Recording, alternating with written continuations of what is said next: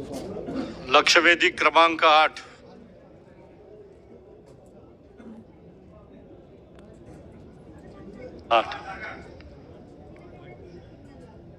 छापल्याप्रमाणे अध्यक्ष महाराज, ही लक्षवेधी मांडताना मला खेद होतोय. ही लक्षवेधी भाई जयंत पाटील साहेबांनी विधान परिषदेमध्ये 3 ते 4 वेळा मांडली. मी तिसऱ्यांदा ही लक्षवेधी मांडतोय. 33 कोटीचा सांगोला तालुका आणि मंगळवेढा तालुक्यातल्या चारा छावणी चालकांचं बिल या शासनाकडे प्रलंबित आहे.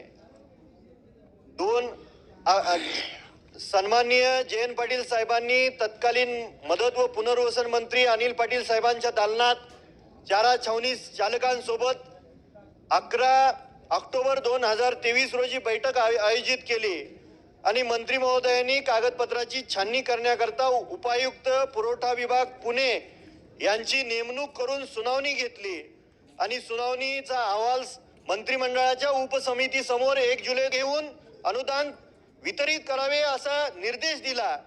1 सप्टेंबर 2025 रोजी राज्य कार्यकारिणीने जिल्हाधिकाऱ्यांना परत तपासणीसाठी अहवाल मागे सूचना केली.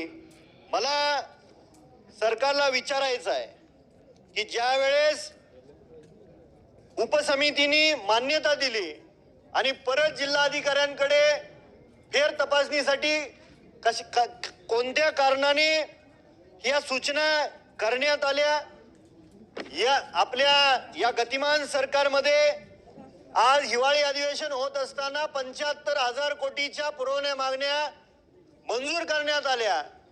2018-19 मधल्या चारा छावणी चालकांनी सांगोला आणि मंगळवेढा तालुक्यातल्या मुख्य जनावरांना जीवदान देण्याचं पुण्याचं काम केलेलं आहे. आपण गाईला गोमाता मानतो आणि चारा छावणी चालकांनी कर्ज काढून चारा छावण्या चालवल्या.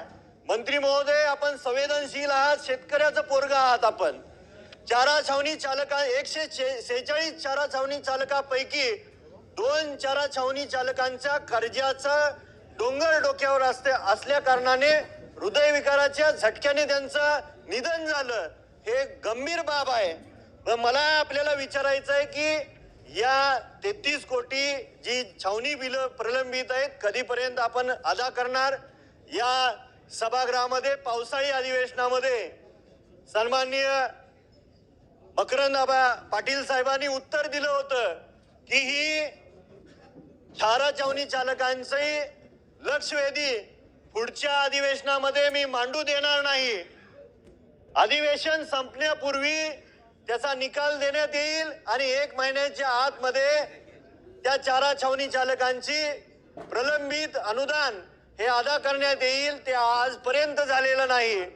गंभीर ह्याच्यावरून वाटतंय, खेद ह्याच्यावरून वाटतो की 7-7, 8-8 वेळा विधान परिषदेतले सन्माननीय सदस्य जयंत पाटील असतील, मी स्वतः आहे, सन्माननीय समाधान अवताडे साहेब आहेत, सन्माननीय अभिजित पाटील साहेब आहेत, हे वेळोवेळी या सभागृहामध्ये हा प्रश्न उपस्थित करतात.